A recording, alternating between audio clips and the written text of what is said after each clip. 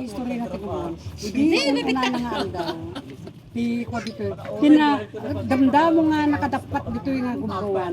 Puro Cagayan. May pagulod na dito puro Panganiban. Nakita? Kata. Hindi una na nga aldaw. Naglayos ka no amin ti aglawlaw. Isu nga data Victoria pinagnaganda ti layos sa among tinagapan ti tanong dato Cagayan River. Dato gumbawan nalayos ka no ti patanad kas kada amin dita. Ti dato gumbawan haan.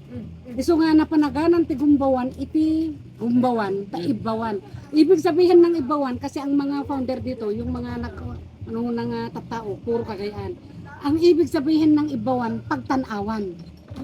O isu nga nangato dito kit matanawan dati aglawlaw kanukit nalayo sa amin. Isu nga nakanagan.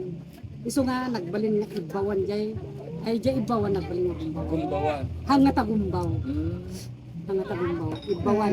Dati kahit nasawin iti Cagayan anti ibawan tapi dati mo na nga nakadapat dito puro Cagayan.